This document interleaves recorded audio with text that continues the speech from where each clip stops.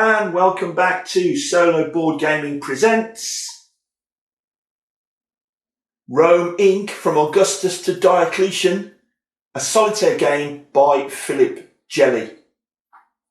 Now then, I hope you've had a quick look at my unboxing video, which was a sort of an overview of what the game's about.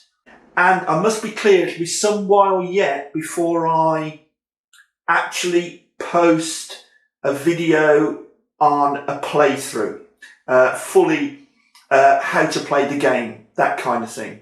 But I couldn't resist, before I start another game, seeing as I've just set one up, I couldn't resist just posting a setup video. So this is just to show the overall setup and what I've found during setup, that kind of thing. So it'll only be a short video, and yeah, let's have a quick look. So first of all, I used the counter tray, which is perfectly adequate. In fact, it's more than adequate, it's really good. And I have divided the statesman counters into the various scenarios. So here, under my thumb, we've got the 70 CE or AD, whatever is your preference, scenario. Then the 138, and then the 222. Now, the 27 BC scenario is the one that I played yesterday. Did pretty well. I found a couple of the rules a little bit tough to interpret.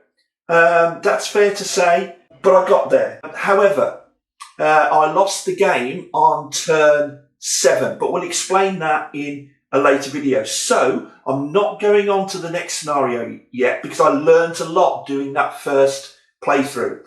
So I'm restarting the 27 BC scenario, if that makes sense. And therefore, this is the setup that we have. Now, didn't need to do anything special, didn't need any special instructions or anything like that. Just followed the 27 BCE scenario straight from the rule book. And literally, if I can just explain, literally just followed it step by step. There's a couple of special rules at the top for this scenario, and then followed each step to set up the counters here on the map. And it was really straightforward. But there's a couple of aspects of it that were a real pain. Very slow and a real pain.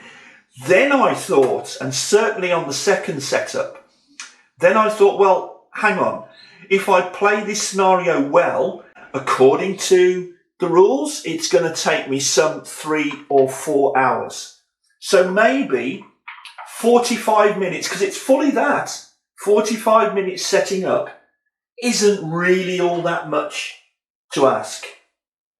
So that's the point from which I'm starting, if you like. So the first thing we did was the game track. And it tells us how much gold, prestige, unrest, pay, and where the turn counter is. So let's just check that first. Okay, I hope you can see that okay. So the first thing it tells us to do, well, first of all, we put our turn counter at the top of the track on 0 there. It's the track called Treasury, but it's used to record various things. So first of all, we're using the turn counter, like so. So the turn counter goes at the top on 0. The next thing you see down on the number 4 is the unrest. And this with they flames, I think they're flames, where you've got a ×1 there, or a greater than 25 just there. That's the unrest counter. One of the ways to lose a scenario is if at the end of any phase your unrest is greater than 25, hence that on the back there. But we start with an unrest of 4. The next one down is the pay. How much our legions and so on are going to cost us. So look, we're on 80 because the pay icon, and it's the legionary shield, like so, is on the times 10 side. And it says pay on the other side.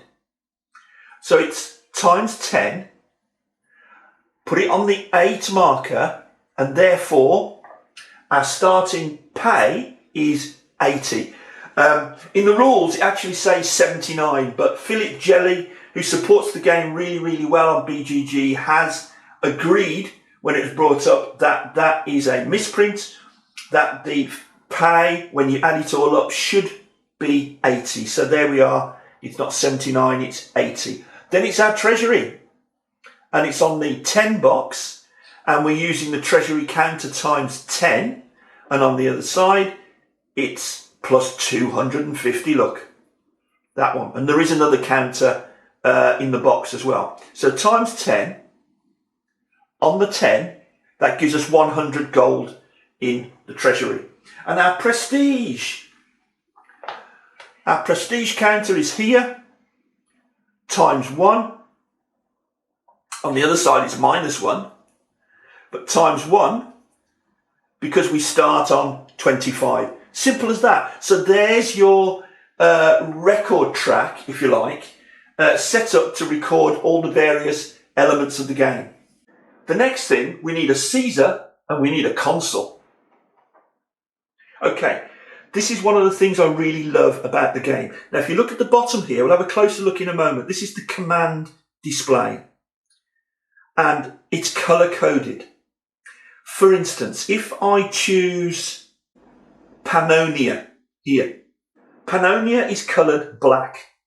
Look over on the board, and all the circles on the board, some of which you can't see, I don't think, on the current view, but all the black circles on the board is commanded from this box. So Pannonia is denoted by the black circles on the board, and each of the circles within Pannonia are provinces. Now, let's just try another one. Where's Italia?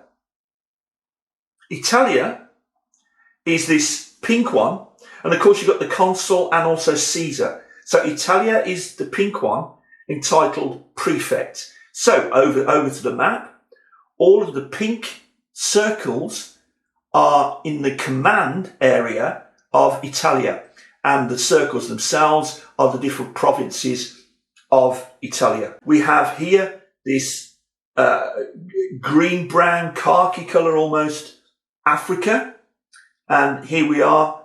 Here's those circles all joined together, look, brown. Now, if this is beginning to look a little bit like States of Siege, and see how eventually we can always find a route back here. If this is starting to look a little bit like States of Siege, and that's fine. You can have that kind of thing in your mind. It's not exactly like that, but it does have some similarities. So, if it's States of Siege, then it is States of Siege on steroids. And I'm loving that aspect of it. So, the coloured command boxes here on the command display correspond to the command areas, each of which have circular provinces within them. So that's relatively easy. I really like that mechanic. Let's have a little bit of a closer look at them. There we go. So the first thing then, according to the setup, is we have to appoint our Caesar and our consul. Now, hopefully you can see that the command boxes without a statesman placed inside them has generic values. It has a generic value in each corner. And starting top left, let's take a look at Gallia, the command area of Gallia. Generically, without a statesman inside the box, the area has 3 military ability, 2 administration ability, 2 popularity ability, and 1 intrigue ability. And you can see how these change. Military, administration, popularity, and intrigue. So those are the defaults. If you can't get statesmen into these command boxes as governors, then instead the command area will use the factors around the edge of the box. Now, as we appoint, for instance, let's appoint Caesar, just like the game tells us to. The Italia box here for Caesar, if there's no Caesar, he's died, he's been assassinated, because that happens. We have 2 military, 2 administration, 2 popularity, and 2 intrigue as a default. The game tells me I have to start with Augustus Caesar in the box. And there he is. Now watch, I put that into the box, and now look what happens. The military ability now for that command area is still 2, but the administration ability is 5. He was a good administrator, was Augustus. His popularity is 4, an increase, and his intrigue ability is now 3. And let me do the same thing for Agrippa as consul. Huge change here. We've now gone from a military ability of 1, we've gone to 4. Administration, 4. Popularity, 4. And intrigue ability, 3. So you can see how important it is now to eventually get the right commanders into the right boxes. Where are those commanders during setup? Well, they're over in the statesman box. Over there. And we know which ones they are. They all have 27 BC on the back. And all the statesmen are on the other side. This one is Germanicus with his statistics around the edge. I'll put him back. In fact, I need to mix him up. I'll mix these up again later because it tells you to take all the counters for the 27 BC scenario, shuffle them all up, and that's what I did. Place them in the statesman box so you don't know which is which. Now, there's a phase during each game turn where you will be choosing statesman as a result of a 1d3 die roll.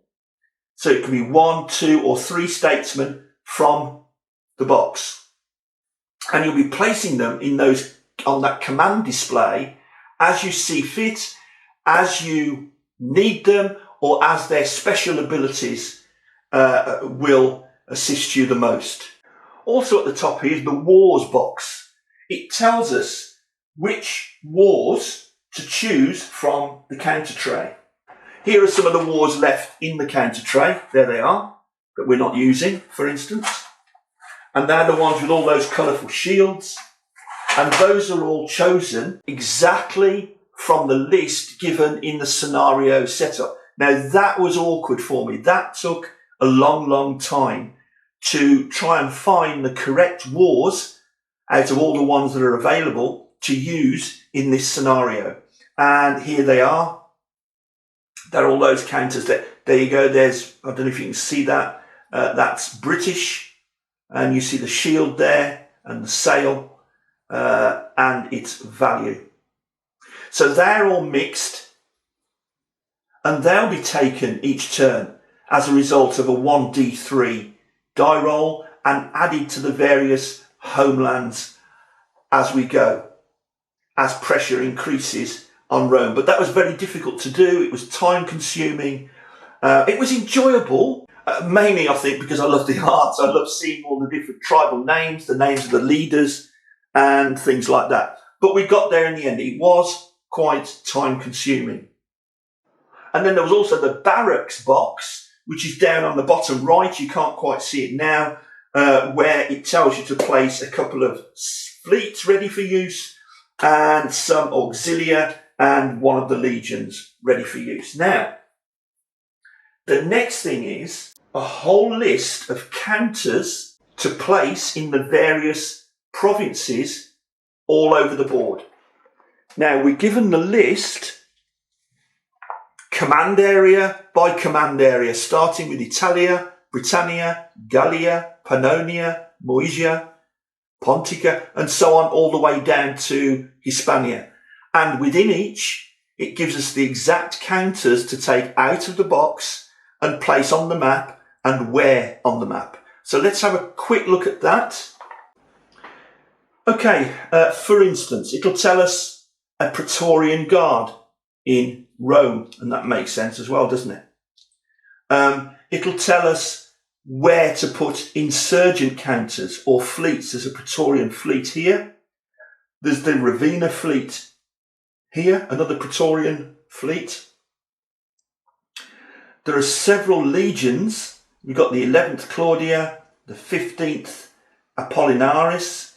Now that one, I don't know if you can tell from this distance from the map, but it's on the flip side with a double shield, so it tells us to place it there in its veteran status, and there's a few like that on the board. There's another one here, veteran, 8th Legion Augusta, and we have the 7th Legion Claudia, and again, insurgents. It tells us which provinces are allied, for instance. A lot of the more outlying provinces are allied, whether merely allied or here, where you've got the double pennant, veteran allied.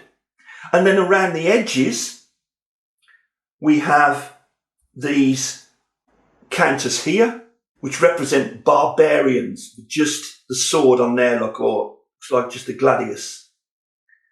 Now, these are the other side of the wars counters. A lot of the counters in this game, I've discovered, have a dual purpose, something completely different. So, from the wars that you are not using in the scenario, instead you use their reverse side, like so, just to denote that certain provinces are barbarians. I'll place that back in Sarmatia there. And you'll see that a lot of the provinces on the outer reaches of the empire are barbarian. And again, you can understand that. This all makes so much more sense. Funny enough, that was something else that held me up during the first setup, because I didn't realise that the other side of these wars counters represented barbarian.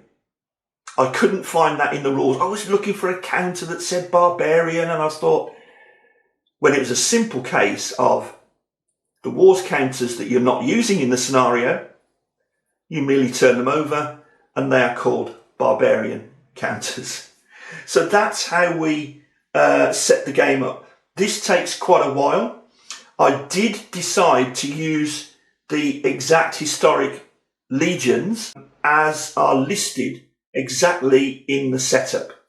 You can, to speed it up, just put any old legion anywhere. Like, for instance, if it tells you that this area here needs 4 legions, just put any 4 legions on, and that's absolutely fine.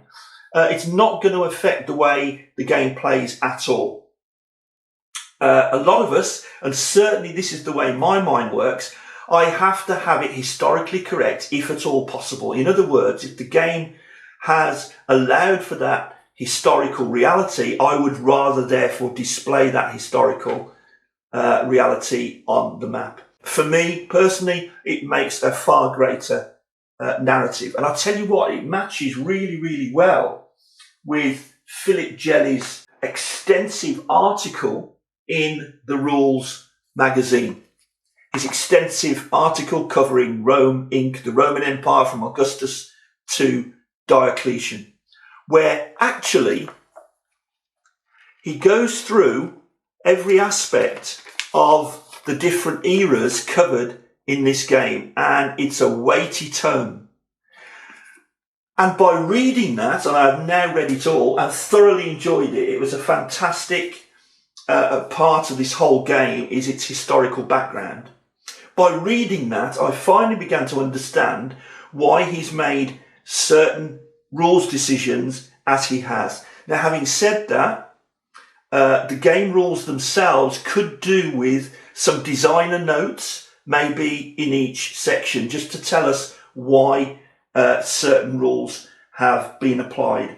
I've noticed a couple of people on BGG pick up on that, because unless you know the history, you don't know necessarily the reason for a particular rule. Now, most of those reasons are in that weighty tome in the magazine, and it's a wonderful read, and it's well worth reading it. But it would have been nice if we'd have had some designer notes within the rules themselves.